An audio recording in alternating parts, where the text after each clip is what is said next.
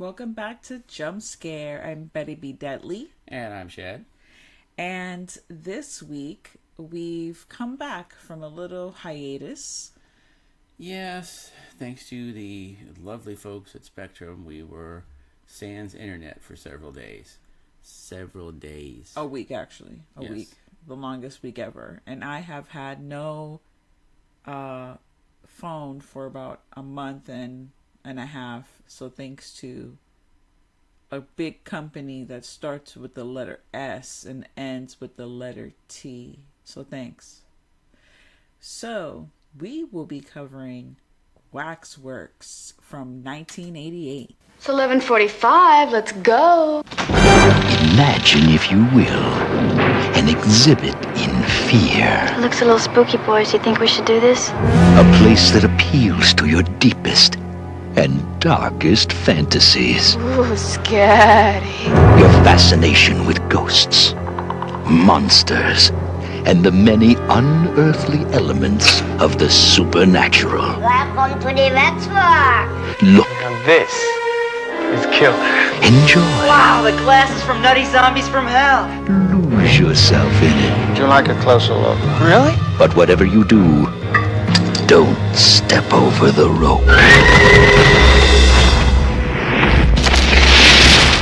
Welcome, my dear. We thought you were too tired to join us. All right, I'm hypnotized. Hey, not so fast. Relax. A cup of coffee, we'll talk about it. I want out of here, Sarah. I'm serious. Getting scared? Do I get a pretty woman in my illusion? No. No, I get a dork. It isn't real! Bravo! What the hell did you kill him for? He'd have been perfect!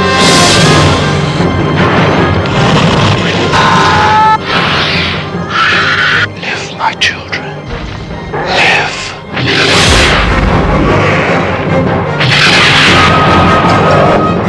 Hit me! We still need two more! Vestron Pictures welcomes you into a new dimension in terror. Waxwork.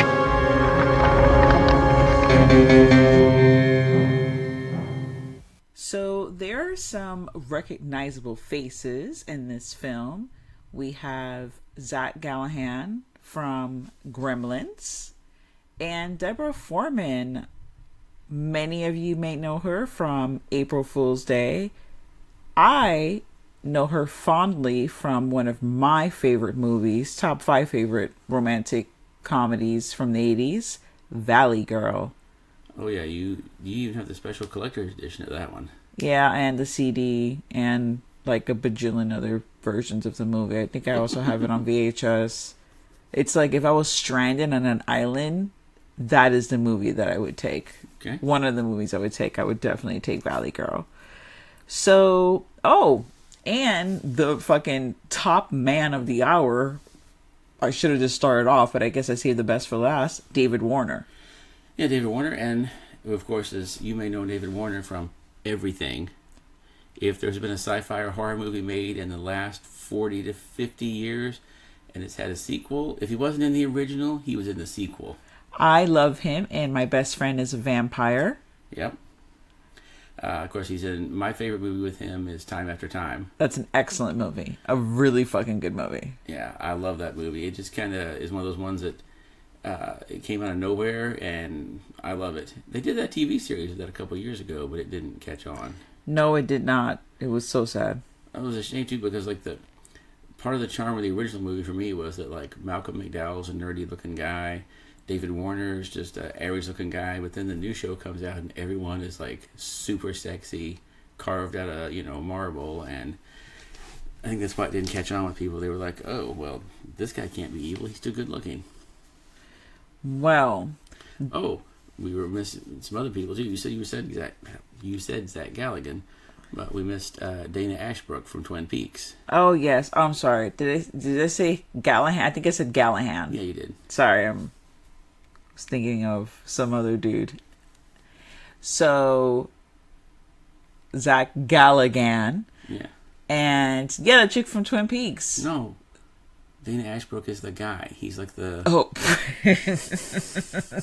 In Twin Peaks, he's like the young guy that's sleeping around with the waitress. Yeah. Yes. He's a drug dealer. Isn't he a drug dealer? Yes. He's everything in that show. He's all kinds of stuff. Yeah, he has all kinds of stuff in this show. Yeah, it's a group of weirdly mixed people, but it works. That chick also, the one with the blonde hair, I forgot her name. She's also from something. She's done a lot of horror stuff too. She's always like a side character. She reminds me of Muriel Hemingway. Yeah. Right? Specifically in one of the Tales from the Crypt episodes, there's an episode of Muriel Hemingway in there. She looks a lot like this girl in this movie. But there's a Waxworks that's come to town, and David Warner is the, curator, I guess you would say. And it's like in the middle of a fucking neighborhood. It's an odd place for it. It's like they're just walking, which this is one of those movies that I love from the 80s. It's like they're all going to college, but they all live within walking distance of the college and their parents' houses. And the college has old school lockers out in the hallway and bells. So I was really confused. Like they're in college, but yet it seems very high school like. Yeah, so they're just walking to school one day, and the guy there's a sign out front. Hey, the Waxwork is opening, and they just turn around. And suddenly, David Warner's there, and invites them to all come tonight. Please bring some friends. Yes, please bring some friends because we're gonna need them. Yeah, so they show up at the Waxwork that night. He tells them to come at midnight, of course. And they show up, and the door's answered by, a guy that's 2 feet tall. And he's also a recognizable face, in within the small people community. I don't know. And in horror movies, too. I think he's been in a few of them. Yeah, and in horror movies. And they're actually high school students. Oh, are they? Yeah, they're high school students, but they're fancy as fuck. It's like Gossip Girl, where they're fucking super fancy, or Dawson's Creek, which makes a lot of sense. And that makes more sense why there would be bells ringing in the thing. Yeah, I think they're supposed to be in college because they all are I literally thought they were in college, but this is what confirms it. There's a scene where they're watching people in track, and there's football players, and they're in the football, the stands. Okay. I guess technically you could have that in college, or that is in college too, but it's high school. So, but they're just fancy, and they're wealthy. So it's which is an odd choice to build a waxwork in the middle of this neighborhood. It's there's a fucking mysterious waxwork museum that's just, it's just gonna be there. It's cool. Yeah, I don't know what the zoning laws on that are, but I bet they're pretty strict. I'm sure. Well, it must be. It's the community that I used to live in. There's a little market. It's all these houses that are worth $200,000, $300,000+. And then that little, was it 90? Yeah, and then there's little market there, and then it became an eatery, so it's now a restaurant. But it would start off as a market, but it's in the strangest place, smack in the middle of a residential place. There's no other business in the area besides that one, which is cool. I mean, but I welcome a Waxworks. Come on down. I would love to have something cool to look at after when I get out of school. Yeah, so they go, they show up. Eventually, one of the couples decide to leave. They decide, we're not really feeling this, so they leave. The rest of them decide to all go take a look around, and there's all the exhibits in there. You've got your typical, there's one that's obviously supposed to be Little Shop of Horrors. There's a Frankenstein, all this kind of stuff, and then I believe the first one that someone goes into is the vampire exhibit. Yeah, well, it's so crazy because you actually told me about this, but there were other things in the film that were cut because they couldn't get the rights to them. Yeah, which would be you told me about the Jason Voorhees. There's supposed to be Jason Voorhees. There would have been an exhibit of the Thing, which is crazy because uncredited, Kane Hodder plays the Frankenstein's creature. Yeah, this came out the same year that I believe he played Jason for the first time. So this might have actually been him playing Jason before he played Jason in the movie. Yeah. If it had worked, but it did not. Now, in the sequel to Waxworks, which is really terrible, no, sorry guys, a lot of things happen. Deborah Foreman's in it because she's actually dating the director of the first movie. And yeah, she's not in it, but she was dating the director from the first movie, Anthony Hickox or whatever, and then they break up, terrible breakup. So she's not coming back for the second one. And in the opening of the film, like during like the first 20 minutes, there's a Jason Voorhees mask that gets picked up. So it's kind of like, hey, 5 children from Village of the Damned were supposed to be, which I think it's a kind of random, the Village of the Damned kids are supposed to be in there. Yeah. And then the last one was The Thing. Yeah. So they couldn't get the rights to any of those. So we have, as you said, we got Dracula, Jack the Ripper. There's actually a good Frankenstein's monster. Yeah. All the exhibits are pretty good. And of course, you get the girl who's immediately drawn to the vampire exhibit. She sees the good-looking vampire guy in his cape in there, and I love how no one pays attention to the fact that when they walk up to the waxwork, that the velvet rope just drops on its own. You just hear the cling, the velvet rope falls down. They're like, okay, well, this is probably a sign that I should just walk on in and take a look at this. Yeah, let me go investigate. This is private property. I'm not supposed to actually be in touching any of the exhibits, but I'm going to go in and do some investigating. My question, out of all the people they do see, I mean, they do the wolf, mummy, a werewolf, a mummy, a zombie, you got Phantom of the Opera, so many. Marquis de Sade. Now, the Marquis de Sade guy, Deborah Foreman, she's a virgin, and she's, obsessed with this exhibit. She goes in it, and, she doesn't want to leave. She's just stuck into the whole, scene.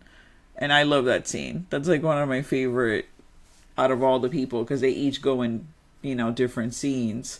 The Marquis de Sade one, I do like that one. That's my favorite out of the exhibits. Which is your favorite? The vampire one, which I was trying to tell you about. Well, I felt like you were trying to do, the whole movie play-by-play. I'm just trying to pick my favorite parts. My favorite parts. Okay. But your favorite part is the Dracula one. Yeah. Well, I don't think they necessarily call him Dracula. He's just a vampire. Oh, yeah, he is just a vampire, yes. He's not Dracula. So, because they probably, of course, Dracula's public domain, but who knows? Maybe they were too close to the universal vampires or something. I don't know. But yeah, I just love that, the vampire one, where they go in, and of course, instantly when they go in, they change their clothes. No one seems really disturbed about that either. They just suddenly are in a fancy, evening gown, and she's like, oh, okay, well, this is happening. I'll just sit down here and eat dinner with the vampires. Which, they show her oh, I'm not sure what's going on here. Really? They put a plate of raw meat in front of you and seasoned it with blood. You couldn't figure out what was happening? Yeah, and then, she's wearing all white, and everyone is, staring at her, and it just doesn't look good. And they're like, oh, would you like some more, juice for this sauce? Juice? You need more juicy stuff on your bloody meat? They just pour, they got I love how they have, the fancy, the little fancy thing to pour it with, too. Oh, here comes the waiter. He's got it on a silver platter and, the little napkin over his arm. Pours the blood out all over the meal because you got to be fancy. It's really disgusting. Yeah. And then, eventually she figures out, oh, hey, they're vampires. Surprise. Everybody else already had that figured out 3 seconds into this. Plus, you looked at it and knew it was a vampire exhibit. But anyhow, they find the guy in the basement that's tied up that they've been cutting pieces off of to eat. So she was eating part of this guy at dinner. Who is her fiance. In the story behind the waxwork. Yeah. But yeah, so yeah, that guy's strapped to the table with his leg half gone. The rats are chewing on him. The vampires are having snacks. They're, they've got him strapped down like an hors d'oeuvre. They're just taking bites of him as they feel like it. And that's where you see that, once the people die in the waxwork, that, you know, they suddenly become part of it. Spoiler alert. Oh, well, this movie's 30 years old, so if you haven't seen it by now, get with it. I'm sure there's a shit ton of people that have never seen this movie. They probably saw literally the name of the episode and they're like, oh yeah, that one with Paris Hilton. And I'm sure there's even people that still haven't seen that movie, which is House of Wax. Which is actually not too bad. It's okay. It's an okay movie. If we were to do like a Wax, this is what we should have done. We should have done like a comparison of all the Wax films. This one, House of Wax, and obviously the main one with Vincent Price.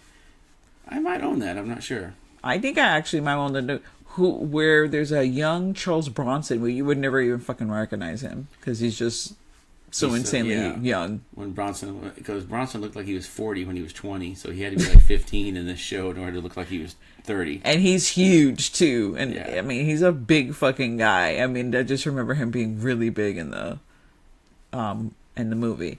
But back to the Waxworks '88 version of the film, which I guess it's kind of like an homage maybe, or like whatever to the original film. Yeah, well, of course you figure out with this one the deal is that, you say spoiler alert again, you have to sacrifice so many people to the Waxworks in order to, you know, open up the ultimate evil portal and destroy the world. So he's got to get, was it 18 people? It was a shit ton of people. Yeah, 3 groups of 6 is what it was. So you had to do like 666. Wow. Yeah. So he had to get these people sacrificed, and then it was going to open up the gateway to evil and destroy the world. So another guest star in this that we forgot is Patrick McNee. Plays one of the characters who comes back in the end to help stop the, you know, evil David Warner. Which I love how they cleaned out the retirement home and brought all the old people to fight the monsters. Also, John Rhys Davies. There's a lot of people that you would recognize. Yeah, some of them you would already recognize at the time, and others went on to things. And yeah, there's a ton of people in this movie. Every time, everybody you see and go, oh, that guy, oh, that girl. It's constantly through the whole movie. Yeah. That's probably, the vampire scene is probably the goriest scene. That and the werewolf's pretty good too. Yeah, the werewolf's pretty good. The werewolf is pretty decent. It's a pretty decent werewolf. You know, for a lower budget movie like this, they had some really amazing effects on it. I mean, their werewolf is as good as anything you see in The Howling or American Werewolf in London, honestly. Yeah. Their mummy, also really good. There hasn't been a really good mummy, like, horror movie in forever. I would rather see a mummy like is in this movie than even the Brendan Fraser, and certainly more than I wanted the Tom Cruise one. The artist Bob Keane spent like 18 hours a day for 8 weeks working on the monsters for this film. That's why this should look great, because he spent like, I mean, he spent 18 hours out of a 24-hour day. So literally he just ate and like slept. And was making these monsters. And was making them in his sleep, because I mean, holy crap. I mean, and everything looks good. Like, all the scenes look fantastic. The costuming. I'd love to go to this actual Waxwork. Yeah, I would actually like to go to the Waxwork, too. I don't want to be part of the Waxwork, but I would like to go to it. The Night of the Living Dead, and then you can, like, pick out, like, the things that aren't, like, you know, the mummy and, like, the vampire, are pretty decent too. Like the Night of the Living Dead one is very cute. That's probably the most like modern one that's part of the thing. Yeah, and then it's in black and white too, so you really get like the feel of it, which I thought is pretty neat.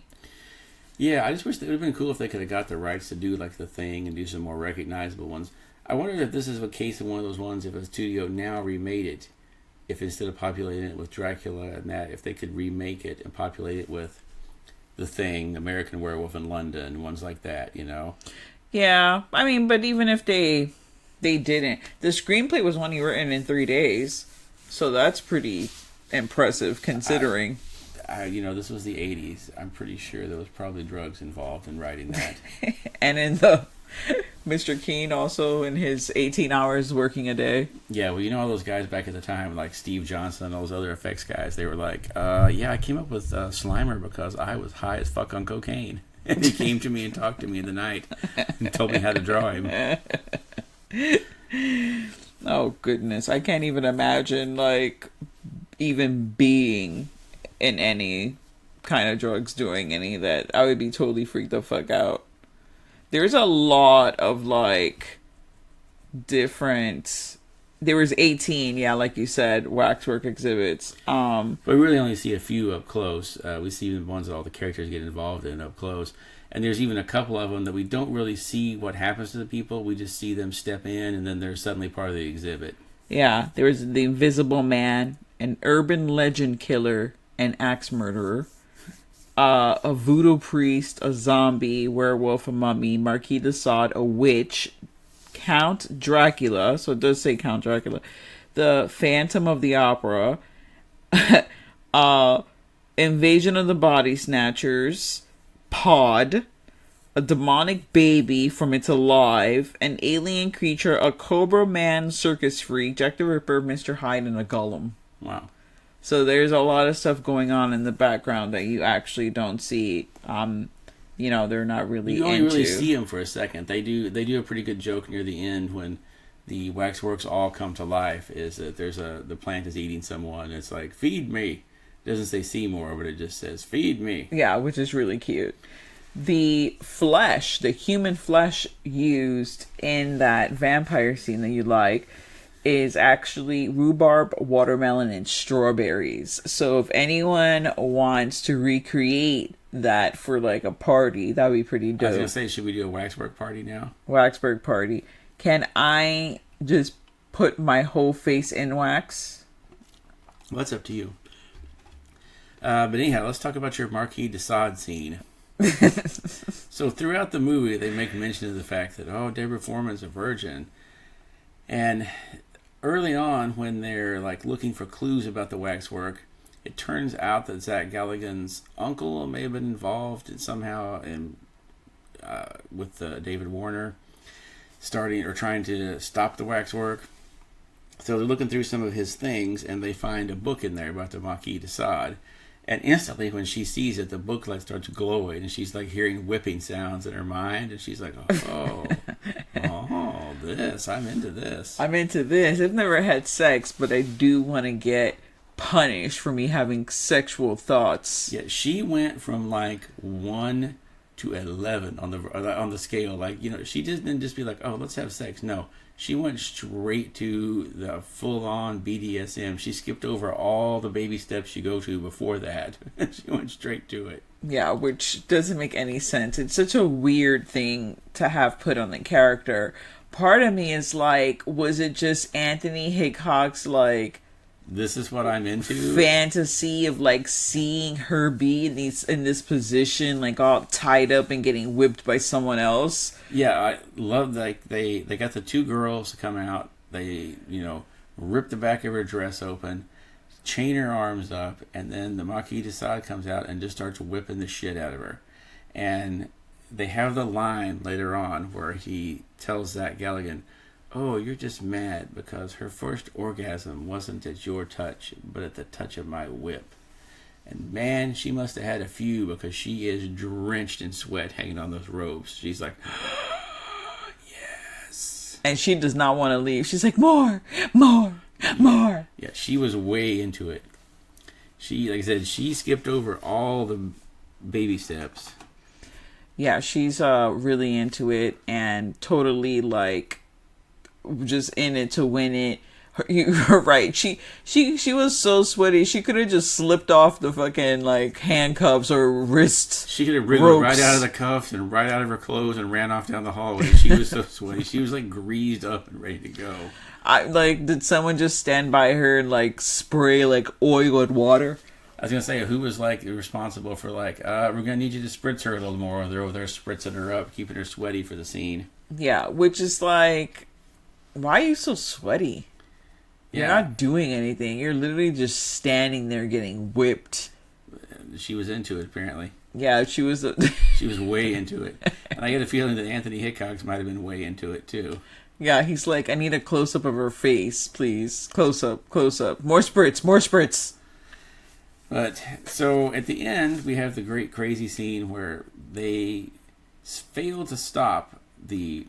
This is one of the classic ones of horror movies where they don't stop it. They actually do get to trigger like all the Waxworks coming to life, and they're going to go out onto the world and cause chaos. But then Patrick McNee shows up in a wheelchair with all the people from the retirement home, and the geriatric Avengers show up, and they are armed to the teeth. They've all got swords, axes, and they're ready to kick some ass. And there's a huge fight between them and all the Waxworks characters. That's where you see like the Audrey plant eating the guy, the werewolves running around causing shit, the mummies kicking people's ass.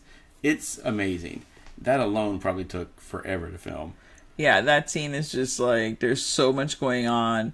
When I like saw Anchorman for the first time, the whole fight scene kind of like reminded me of that, because everyone is like like they have the craziest like torches, like all kinds of crazy bullshit, like medieval fucking like battle axes, like all kinds of crazy bullshit they have. And the average age there is like 70 of the people doing it too. It's like they've been just sitting in the retirement home sharpening this axe all this time. They're going, Grandpa, why do you need that axe? I swear to God, you never fought monsters. And he's like, oh, I did.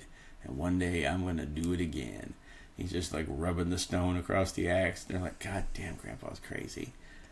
Then the day comes. The Grandpa's not crazy. Nope. Little did they know he was off to fight and save the world. Yeah, so... Put the dentures in. Get ready. This is one of those ones that when it came out on VHS that there was an unrated version of it. And I had to wait and find that. I actually found it at a video store on beta. I had a friend that had a beta player at the time. So we found that on beta and watched it that way. Which is, I'm not sure what the difference is on it, but I'm sure the DVDs and all that are uncut now because everything I remember is on there. So you got to wonder what the rated version was like. I bet they cut a lot out of that vampire scene. Either that or it was the Marquis de Sade scene that they cut. Because, the MPAA is so weird. You could show up eating somebody's brains for breakfast and they'd be like, yeah, that's fine. But then there's the famous thing from Hellraiser where they were told Clive Barker that... he could only have 2 pelvic thrusts in the sex scene because 2 was art, 3 was pornography. So Clive Barker's just like, what are you gonna do? Wow, that's a bit much. Yeah, I could totally.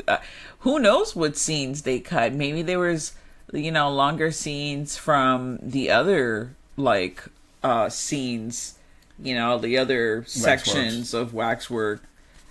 That would have been neat to see a longer Night of the Living Dead one or any of them, because I don't remember, I never saw a witch, but it's like you said, it's all in there. It's just they're not focusing on it. Yeah.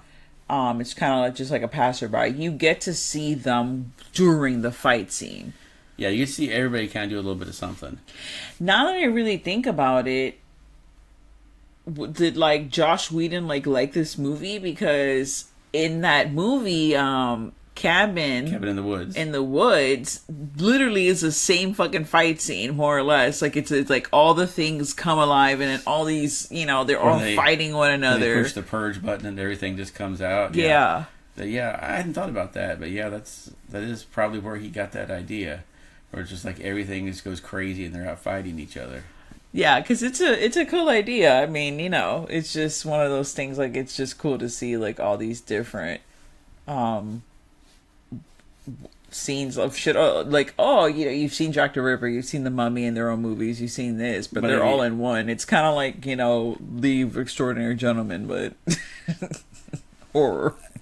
It does remind me of combination, like you said, the Cabin in the Woods and the Anchorman fight, where they're all it's oh no, it's the Mummy, and then he comes running in, and yeah, he steps on one of the bandages, and he gets unraveled. Yeah, kind of bullshit. That just reminded me of Monster Squad. Yeah, so there's probably a lot of things that this influenced later on, because I can see that even like some of the other stuff in Cabin in the Woods where they're looking at the people in the cages, it's a little similar to like watching all the exhibits. Yeah. Yeah, probably. Who knows? It's just, it's like, oh, you know, they want to be like, oh, no, I never saw that movie, or I never heard about it. Mine is an original idea. Well, that's because no one wants to get sued, because you know the story about James Cameron, right? No. James Cameron, when the Terminator came out, was doing an interview with Starlog magazine, and they were recording it. And during the interview, they said, "Where did you get the idea for this?" And he said, "Oh, was it a novel?" He said, "I had a dream that somebody was chasing me and they were trying to kill me, and then I remembered a couple of episodes of The Outer Limits and I combined those 2 episodes in with it." And Harlan Ellison, well-known asshole, read that interview and said, "You know what? I wrote both of those goddamn episodes, and you owe me money, motherfucker." And he sued him in court and got money for the Terminator and all the characters, and he got a byline, and they had to add a credit saying based on characters and situations created by Harlan Ellison. It's in the end credits. Wow. And I think he even got paid for the sequels, and it's probably still, his estate's probably still getting paid for the sequels. That's intense. And all James Cameron had to do was shut up. And it's one of those things where he tried to deny it and said, "Oh, I never said that." And the reporter was like, "Well, I do have the tape of you saying that." Damn. Fucking Starlog. Damn you. But yeah. That's I'm pretty sure that's how Harlan Ellison supported himself the last few years, because he didn't have a lot of big hits after Star Trek, so I'm sure that Terminator money came in handy. Oh, goodness. Well, let me just tell you. I give this movie, and because, you know, it's one of the childhood favorites, I give it 3 knives, and I give the sequel -0 knives. I actually want to stab it. You can't do -0, there's just 0. Is it an infinite 0? You can do -1 knife, but you can't do -0. -0. I feel like we have to make it possible to have it -0. That's how terrible it is. No. I want to deduct from nothing, which is nothing times nothing. That would just be -5. You're putting real math in a fake situation. All right. Fine. Well, for me, it's a 3.5 knifer. 3.5 knifer. Yeah, don't watch the sequel. It's on Tubi or Vudu, one of those. I started watching it. I got maybe like 40 minutes in. I was like, I can't see any more of this. This is really bad. Zach Galligan is in it again. The best part of the sequel is when Bruce Campbell shows up. And they do a whole black and white sequence with Bruce Campbell. That's pretty good. But the rest of it is just kind of, Is it the Frankenstein's monster sequence? I believe it is, yeah. Because there's a long time since I've seen the second one. Yeah, because there's a black and white sequence, but it's Frankenstein's monster. And is it Frankenstein's monster? No, it's like Bruce Campbell's getting like torn apart in different places, and yeah. There's a black and white sequence, but I could have sworn it was Frankenstein's monster. I think there's probably more than one in there. Because this one is Waxworks 2 Lost in Time. Oh, goodness. And do they get lost in time? They're going back to all the different... Instead of just... Since the Waxwork was shown burning down in the last one, they couldn't go back to it. So now they got to go back in time. Yeah, they got to go back in time. Because the Deborah Foreman character, her, at the beginning of the second one... she asked like Zach Galligan, like they get in literally it starts off exactly at the ending of the first one. So they get in a cab and they go home, and she's like, is it over? He goes, yeah, trust me, it's over. She goes to her house where her like drunken dad is like... We've never heard of anything in the first one. Yeah, drunken dad is like sleeping in the freaking, small apartment they live in. And then Zach Galligan goes off, but you don't really see. He just goes off, continues off to his house.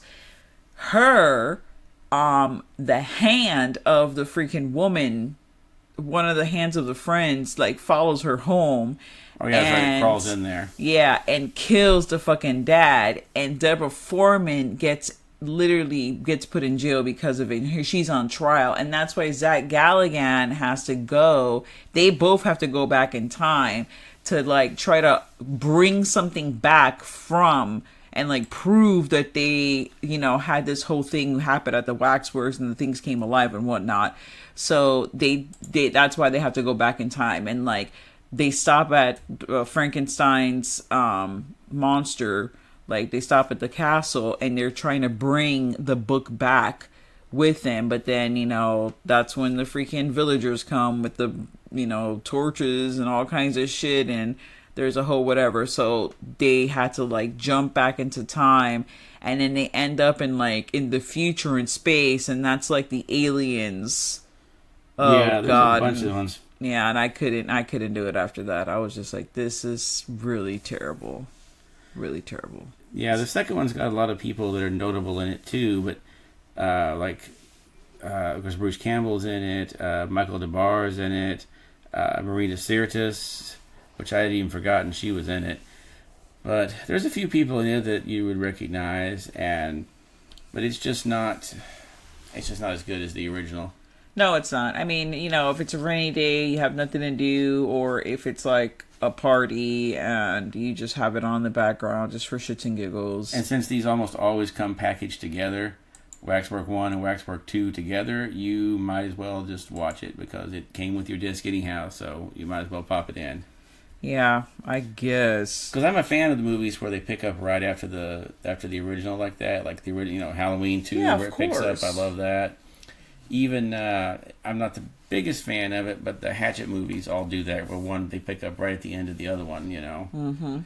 So it's a great thing that they pull it off. It works really well. Yeah. Well, thank you so much for joining us in this episode where we discuss Waxworks and a little bit of Waxworks 2.